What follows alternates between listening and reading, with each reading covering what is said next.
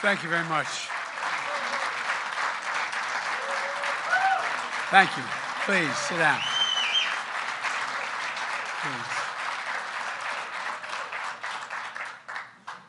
I've been to enough Senate caucuses and Democratic retreats to know that when the last speaker is up, we want to get the hell out of here, no matter who it is. But thank you. Look, folks, let me begin by saying that when I ran, and a lot of you helped me, a lot of good people ran, I made it clear I was running for 3 reasons, because I had no intention of running for office again. One left the vice presidency. But when I saw those folks come out of those fields down in Charlottesville, carrying torches and singing Nazi slogans and carrying swastikas and white supremacists, I decided to get engaged. The point is this: I had a message which I didn't consult with anybody about generating to begin with, which was not viewed as being very saleable.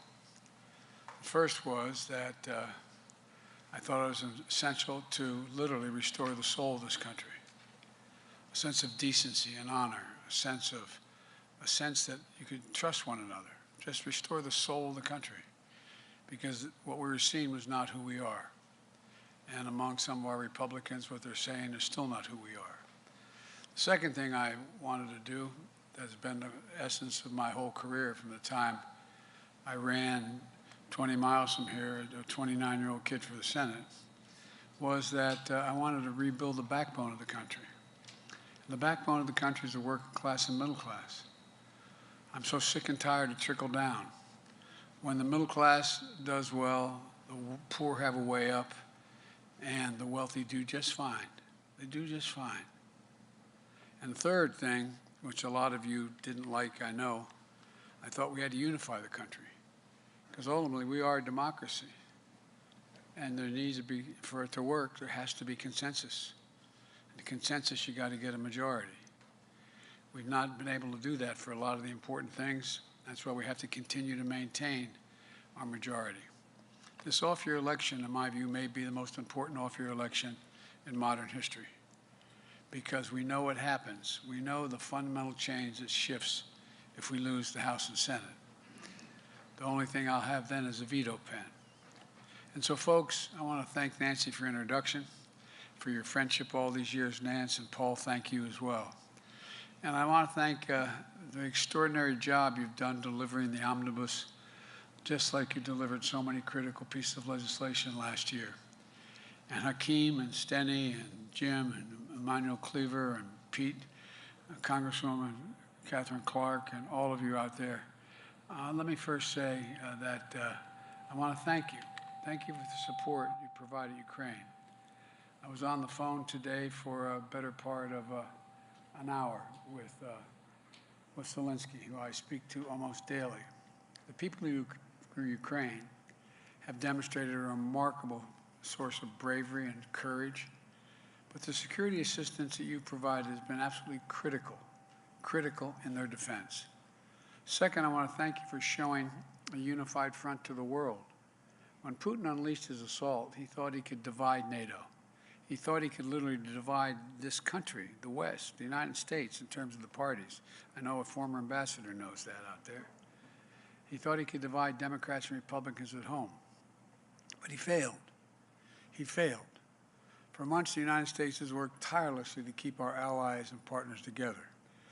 As our former ambassador you see on television a lot, thank God, will tell you, I've spent literally hours and hours and hours and hours keeping the alliance together, the EU, NATO, and all of our allies, including our Asian allies.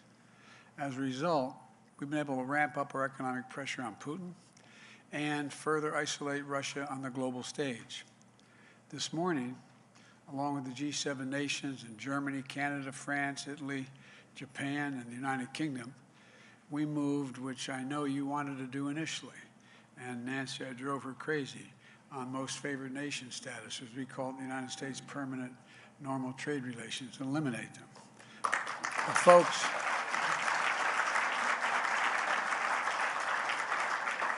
I know I've occasionally frustrated you, but more important than us moving when we want to is making sure all of NATO is together. They have different vulnerabilities than we do, just like in the oil embargo. A lot of them could not. The only way took, I think you know, weeks to work out. I said, we're going to block oil, Russian oil and energy. We consume 15% of it. They rely totally on it. Without Russian oil, they're going to find themselves in a position where they get choked off in a way that far exceeds anything we do. So it took a long time sitting with my counterparts and saying, look, we're going to block oil, but I'm not going to ask you to do it. I'm going to say to you, you do what you can. I'm going to explain why it's not rational for you to do the same thing. In the meantime, we're going to help you get energy through liquefied natural gas and a whole range of other things. The point is, revoking PNTR for Russia has made it harder for Russia to do business with the United States, but in doing it with unison with our allies that kept together make up half the global economy, half of it. It's a crushing blow to Russia. Along with our partners and allies, we've stepped up pressure on corrupt Russian billionaires. We're increasing coordination among the G7 countries and to target, capture the ill-begotten gains, the yachts. You see some of these yachts 450 feet long. No, I'm serious. Hundreds of millions of dollars in value. They're luxury apartments. The totality of our economic sanctions and export controls are crushing the Russian economy. The ruble has lost, and I know many of you know this in detail, lost more than half its value. You know what the value of a ruble is versus a dollar? You need 200 rubles to equal $1 today. 200. Moscow Stock Exchange is closed for a simple reason. I get asked, well, why is it closed? Because for the last 2 weeks, because the moment it opens, it will be disbanded. You hear me? It will blow up. Credit rating agencies have downgraded Russia's government to junk status. Junk status. The list of private business and international corporations leaving Russia is growing day by day by day. I want to be clear, though. We're going to make sure Ukraine has the weapons to defend themselves from invading Russian force. And we will send money and food aid to save Ukrainian lives. We're going to welcome Ukrainian refugees with open arms if, in fact, they come all the way here. And as we provide this support to Ukraine, we're going to continue to stand together with our allies in Europe and send an unmistakable message that we will defend every inch of NATO territory, every single inch, with a united, galvanized NATO. One movement. That's why I moved over 12,000 American forces along the borders with Russia, Latvia, Estonia, Lithuania, Romania, etc. Because they move once. Granted, if we respond, it is World War III, but we have a sacred obligation on NATO territory, a sacred obligation, Article 5. And we will not, although we will not fight the Third World War in Ukraine. Putin's war against Ukraine will never be a victory. Democrats are rising to meet the moment, rallying the world on the side of peace and security. We're showing the strength and we'll never falter. But look, the idea that we're going to send in offensive equipment and have planes and tanks and trains going in with American pilots and American crews, just understand, and don't kid yourself, no matter what you all say, that's called World War III, okay? Let's get it straight here, guys. That old expression, don't kid a kidder. Now, I'd like to speak to our broader purpose here today, to remind everybody where we were a year ago, where we've gotten since, the direction we're headed in, and all of you know that today is the anniversary, as Nancy said, since we passed the American Rescue Plan. Within the first month of an office, thank God you did it. And anybody thought, well, we're going to pass a bill that's $1.9 trillion? Going to do that? Well, yeah, you did it. I ask you, and you did it. Few pieces of legislation, no hyperbole, in American history have done more to lift this country out of a crisis than what you did. It took about 2 million Americans before I was sworn in. 2 million Americans had been vaccinated. Today, because of the efforts what you voted for, we have more than 250 million Americans fully vaccinated. You all remember the lines of cars. Remember nice-looking cars stretched for hours and hours to walk in just to get a box of food. Well, guess what? Stretching those miles and miles no longer is happening. That box of food is not only in the table, in the trunk. Because of that law, 41 million people put food on their table and are putting it on the table who wouldn't have been able to. Because of that law, we helped to keep a roof over 4 million people's heads who were about to be evicted. And we gave families what my dad used to call just a little bit of breathing room. Just a little bit of breathing room. Because we took action, we created 6.7 million jobs last year, more than any other time in American history. And we hadn't stopped.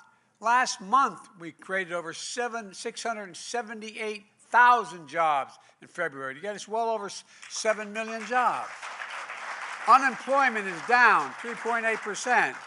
The economy grew 5.7%, the best economic growth in the last 4 decades. And the leading financial firm on Wall Street, Moody's, estimates that because of the rescue plan, 4 million more jobs are created. Unemployment is 2% lower than it would have been, and had we failed to ask. And it didn't cause the inflation. Look, there's more to the story than that. Many of you remember when we went through that last financial crisis in 2008, I had the dubious distinction of the president standing before all of you and said, and Sheriff Joe is going to take care of the Recovery Act. Well, guess what?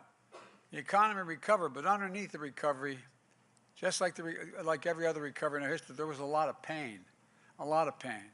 Republicans in Congress refused to give President Obama the additional recovery funds he asked for. And the truth is, a lot of folks never got back on their feet. A whole lot of young people saw their futures dim, diminished. They didn't get back on track. And what's economists called the economic scarring that occurred as a consequence of that recession. The chronic pain when an economy comes back, but some of the folks are left behind and left behind almost permanently, trapped in long-term unemployment, evictions and foreclosures. Study after study showed that when you're stuck in that cycle, it has the worst impact on your emotional health and that of your children and your family members that you can imagine. And that's serious. So when I came to office in the midst of this crisis, I was determined not to let that happen. Together, we made the choice to ask for all that we needed, to leave nobody behind, to minimize the pain and the hopelessness and despair that so many had just lost their jobs, lost everything, through no fault of their own. And look what happened. It isn't just that unemployment rate has dropped at a record pace. We've also seen the biggest drop in long-term unemployment ever recorded in American history. Nearly 2.5 million Americans have got to break out of that cycle of long-term unemployment. We've seen the most significant drop in Black and Hispanic unemployment ever recorded. Black employment fell by more than 30%. Hispanic unemployment fell by 9% to 4.4%. We've seen the lowest child poverty rate ever recorded, 40% decline in child poverty. The lowest number of home foreclosures ever recorded, down less than a third of what they were before the pandemic. Record low credit card delinquencies because families had money in their pockets. The list goes on. We've got a long way to go, though. I'm not saying we're over, we're just getting going. And a lot of work to do, but never forget what we've accomplished together so far. And by the way, the American people just trying to stay above water don't understand this. You tell them what the American Recovery Act was, they look at you like, what are you talking about? Understandably. They're like my family. Mom, dad, 4 kids, grandpa living in the house in a 3-bedroom suite-level home. Just every single day figuring out how you put enough food on the table, even when things are okay. Well, and on this one anniversary of the American Rescue Plan, let's be clear. We did it alone, without one single solitary Republican vote. America comes flat on its back. It was the Democrats, it was you that brought us back. And you didn't stop there. You invested in America. In fact, you passed the biggest investment of rebuilding the nation in history. Now, it's true we got some Republicans, friends, to help on the Infrastructure Act. But we're talking how many in the House? 12, 13, 14 or something, whatever it was? 13. I mean, come on. I was happy for them, don't get me wrong. And then every one of them got attacked. Look, have you noticed that every new bridge, every trench dug to put in to take out lead pipes, every trench dug, there's a Republican standing there saying, this is a great thing. Wonderful. We did it. Even Mitch McConnell, for God's sake. You know, as we say in my outfit, bless me, Father, for I have sinned. This has been so much since the last confession. Look, the simple fact is, this infrastructure bill is going to transform America. I mean, not figuratively, literally transform America. That's already starting. Instead of having infrastructure week, we have an infrastructure decade we voted for, okay? We got 4,000 projects all across the country, including 1,500 bridges in disrepair that are starting to be repaired this year. This year. People back home need to know what's happening. By the way, where's my Pittsburgh group? Where are you? They're in Pittsburgh. Anyway, I just reached out in Pittsburgh. That bridge, you saw that bridge, it was devastating. I stood there about that bridge. It had gone down an hour before I got there. Over 100-foot fall. Only a couple folks on that bridge. And if it had been 2 hours later, school buses would have been filled. Children would have died. I mean, it was, you saw the pictures in the paper. You ought to stand there and lean over and look at it. Look, we need to tell the American people, this law is going to create millions of jobs rebuilding roads and bridges and airports and ports, internet, and a whole range of other things. Because that's what it's going to do. And that's why I'm not going to get into it right now, but that's why we have to make sure we have our education system up and running so we can produce the kind of workers we need, et cetera. But it's going to start to get rid of the poisonous lead pipes as well, so our kids and families can drink clean water. There's 10 million homes with lead pipes in America. And some of you on the Health Committee know the incredible studies done on the impact of lead on the brain of children and children's development.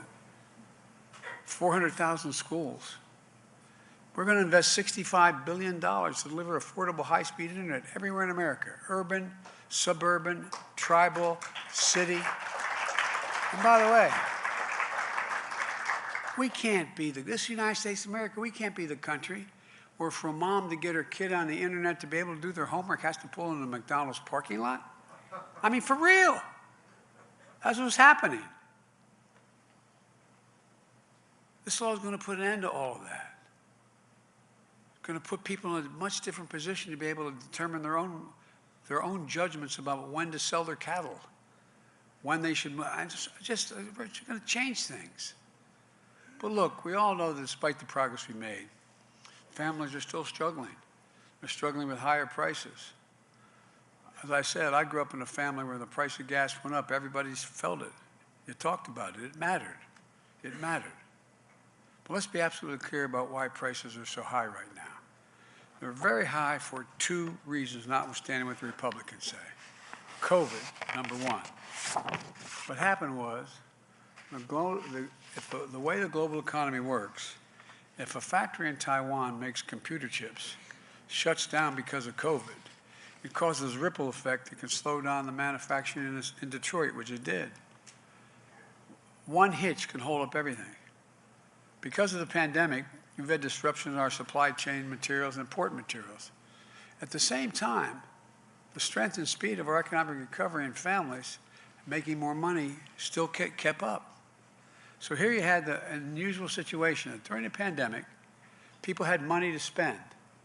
But what they didn't do is they didn't want to go to restaurants. They didn't want to go out and go on vacations. They didn't spend money on leisure activities. So they wanted to spend it on other things, on hard goods, home improvements, televisions, additions to their homes. The very products are slowed down by disruptions of supply chain because there weren't people cutting 2x4s because of COVID. They were shut down. I could go on and list, you all know this. I'm preaching to the choir here. So what happened? Prices went up exponentially. Just take a look at automobiles last year. 1/3 of all the inflation in America last year was because of the price of automobiles. People had the money to buy automobiles, finally. But because the companies couldn't get semiconductors, they couldn't make the automobiles. As a result, the price of automobiles skyrocketed. And used cars, the reason used cars went up because when the COVID hit and the leisure industry shut down, the rental cars sold all their stock. And so people were in real trouble. The second big reason for inflation is Vladimir Putin. From the moment he put his over 150,000 troops on the Ukrainian border, the price of gasoline in January went up 75 cents. And Putin began amassing troops along the border, and guess what? The world took notice. And those of you who work in the business know that the market anticipated. Prices went up more. And then Putin invaded.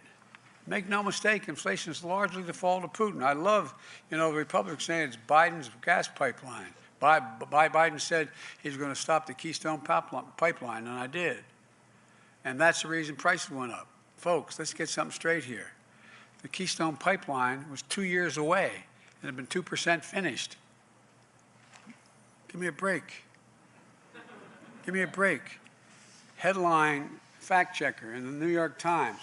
Republicans wrongly blame Biden for rising gas prices. And it goes on to explain why gas prices are so high. Washington Post op-ed by Dana Milbank. Opinion, Biden heeded Republicans' plea to ban Russian oil. They pounced. And it goes on to talk about why it's gone. Don't let anybody tell you anything you did supporting the idea that we block Russian oil coming into the country, which is going, and I said at the time, prices are going to go up for gasoline. It wasn't anything we did. And by the way, you're in a situation right now where if you take a look, the idea, can we pump more oil? There are now, there are 172 gas and oil rigs running. Now there are 519 in operation before this all began. But guess what? They have over 7,000 permits to dig oil if they want. Why aren't they out pumping oil? Why aren't they out pumping oil? Because they've said, and they're very clear, Wall Street bankers have made it very clear. Not a joke, check it out. And I recommend these two articles to you, just as a little bit of a primer. You probably already know it. What's happened? Well, the oil companies and the executives, they don't want to pump more oil, although they have every capacity to do so. Nothing is slowing them up from doing it if they want to. Why? Rather than spend the profits in the increased price of gasoline, they would rather take those profits and buy back stock, buy back their own stock, rather than take that money and invest it in pumping new oil. Not a joke. Not a joke. So don't tell me gas prices rose because I've slowed down the American energy production. In my first year in office, American production grew by 9.7 million barrels a day to 11.6 million, while we still made a major, major effort to deal with global warming and changing the way in which we shift to renewable energy. And don't tell me gas prices rose because of the American Rescue Plan. The San Francisco Reserve, Federal Reserve, analyzed this, and other outfits confirm. The rescue plan contributed to 0.3% of inflation. 0.3 inflation. They're the facts. Democrats didn't cause this problem. Vladimir Putin did. And we are working on to fix it, because of the work we did, this country is vaccinated and started building the economy, the bottom up and the middle out. Something incredible is happening. We're seeing a manufacturing revival I don't think even those of you from the Midwest thought would occur. The pride that comes from stamping products made in America. Intel came to see me, the CEO. He said he wants to invest $20 billion to build factories in Eastern Ohio, manufacture computer chips. Semiconductors, the power of the world in everyday life, smartphones, Intel, technology that doesn't exist today. And they're prepared to increase their investment from $20 billion now to $100 billion now. As soon as you get final passage of the innovation bill, headed to conference now. This bill will invest another $200 billion to make us competitive, including $52 billion in computer chips. We invented these damn things. We, the United States, everybody forget, we invented the computer chip and going to the moon. And we have been, every single solitary part of modernizing the technology and the computer chip has been American made. But we stopped making them in America. And now we're going to make them again. That's going to help bring down the price of automobiles, appliances, and so much more. It's not just Intel. Take a look what Ford and General Motors did. Ford committed $11 billion to build electric vehicles in America. It's the biggest investment ever. General Motors committed $7 billion to build electric vehicles. Remember when General Motors, Mary Barra, was suing California because it has a higher standard, mileage standard? I talked to her. I'm not saying she changed because of me. I talked to her. She came to call me and said she's going to drop her suit and that she's going to commit that 50% of all General Motors vehicles by the year 2030 are going to be electric vehicles. And everybody started following suit. Just a few years ago, companies might have built these factories elsewhere, but now they're building them in America. We're coming back. We're coming back stronger than ever before. And by the way, one of the things I've done, I didn't know, maybe you all knew it, I didn't know when I was in the Senate, I should have, that there's law in the books. It's called Build America. You're allowed to insist, I get to spend, as your president, allocate the spending of $600 billion. Everything from the decks of aircraft carriers to a whole range of fleet of automobiles, all the things we spend money on in the government. Well, the law says that the President of the United States can say all those products have to be made in America. Well, what happened initially, we just got really lax, Democrats and Republicans, I might add, and said, here's the deal. If it has 55% American-made product and 45% is from foreign sources, that's okay. Not my book. So I just signed an executive order saying it's got to be a minimum of 75% to start. It's going to go up. And I think it's the third executive order I signed that no department can give a waiver for a non-American made product in any American product we're buying without my permission, without coming to the White House to determine whether or not that's justified. And know what's happening now? A lot of minority businesses, small businesses, are getting in on the deal. It gets posted. There's an office in the White House that says, this is a product being built. We can't find contractors for this with an American product. Here's what we need. And guess what? It's increasing the number of small businesses. We also know there's no one way to increase the standard of living. Putin's gas tax has pushed prices up higher. We take American manufacturing to bring prices and cars down. But in the meantime, we can save people money in a big way by reducing the cost of childcare, of insulin, of caring for mom and dad, of their energy bills. Because that's another way to fundamentally impact on inflation for a family.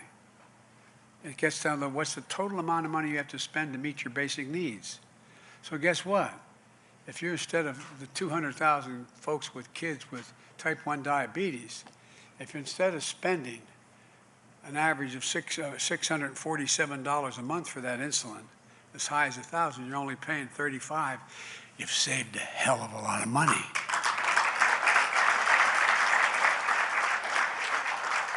Think about your parents, particularly single parents, particularly women out there. The cost of child care. Look, when I got here, as Nancy and some of you know, I'd lost my family. It was an automobile accident. I got a call saying my wife was dead, my daughter was dead, and my 2 boys were very badly injured. And I hadn't been sworn in yet. And making an awful lot of help from a lot of senators saying, come and stay just 6 months, help us organize. Oh, was I stupid. 6 months. But they saved my sanity. And so I came. And everybody says, God, isn't that Joe Biden a wonderful guy? He commuted every single day, roughly 300 miles a day, 4 hours a day, just to be home with his kids. It's true, I did. It's true, I did over 2 million some miles on Amtrak. But here's the deal. I did it because I could not afford child care. I couldn't even begin to think of it. And I was making at that time as a United States Senator, I was making more money than I'd made before. I couldn't afford it. So I think anybody making $100,000 a year, single person, or 120 as a family, should have child care capped at 7% of their income, period. Period. We can do that. Or cut the cost of child care in half, and a family's paying $14 grand a year in San Francisco, Philadelphia, all the big cities of the country, for just one child. And look, that extra $7,000 in their pocket will make a difference what they can do. There's so much we can do. Let me be clear, none of this is going to increase inflation. 17 Nobel laureates spontaneously, a month and a half ago, wrote to me. 17 Nobel laureates in economics wrote me a long paper saying this will help ease inflationary pressures over time, not increase it, ease. And we can do this without raising one single penny on taxes on anybody making less than 400 grand a year. Let me say that again, be crystal clear. No one making less than $400,000 a year will pay a single additional penny in tax for all these things that were in the Build Back Better plan. We have to do this. We have to do this. We have to ask it easy. Ask the biggest, those are the biggest corporations who pay very little, to raise their hand. Everybody in here, raise your hand if you think the existing tax structure is remotely fair. I'm not being serious. I could do this at a Republican meeting privately, and they'd say that no one would raise their hand. But look, we have in 2020, 55 of the biggest corporations in America, the Fortune 500, paid zero in taxes, and they made $40 billion in profit. $40 billion. You know it, I know it, the American people know it. It just isn't right. Look, I'm a capitalist. This isn't about punishing anybody. I love Bernie, I really do, he's a great friend, but I'm not Bernie. If you can make $1 billion, make it. But for God's sake, pay your fair share, for damn it, right now. But why are teachers and firefighters paying a higher percentage of taxes than billionaires and big corporations, which is literally true, literally true. And we can fix this. We can raise the standard of living for hardworking people without raising taxes, without raising inflation, and without raising the deficit. And for all those folks out there who like to attack us on, let me remind them, last year, because of what you all did, we reduced the deficit by $360 billion. We, the Democrats, while the economy grew. We're on track right now. I'm on track to be the first president in history to lower the deficit by over $1 trillion in 1 year. So I'm sick of this stuff. We have to talk about it because the American people think the reason for inflation is government spending more money. Simply not true. I don't think we need any lectures from our friends on the other side about fiscal responsibility, for God's sake. Look, we have an ambitious agenda. So let's go get it done.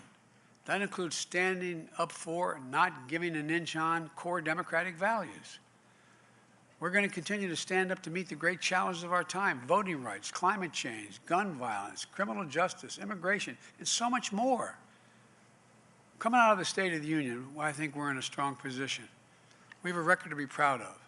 an agenda will lower costs for American families and lift this nation up. And the message that resonates. We're building a better America, a fair America, a more decent America, a country that's been through a lot these past few years. And I meant what I said at the State of the Union. We're stronger today than we were a year ago, and we will be stronger next year than we are today. I've long said, and I mean this sincerely, I've spent a lot of time with Xi Jinping, over 36 hours of private meetings with him. He asked me, we were in the Tibetan Plateau, and he asked me if I could define America for him. Just me, a simultaneous interpreter, him and an interpreter. And by the way, I turned all my notes over. Okay? But seriously, he said, can you define America for me? He's a tough guy. I said, I can. I said, in one word. And he looked at me. I said, possibilities. We're the only nation in the world. It's the reason why we're looked at as sometimes being arrogant. We think anything is possible. Anything is possible if we act together. Look, we've taken every crisis we ever faced and turned it into an opportunity. Think of one that hadn't had that way. Whatever the crisis was, we've come out of it better than we were in before it occurred, every single time. But we got to stick together. We got to stick together. We can do this again. We can do it. Look, I'm going to get going. I shouldn't. I'll stop here. I know you all have questions. Anyway, thank you, and I'll be back here for questions. Thank you.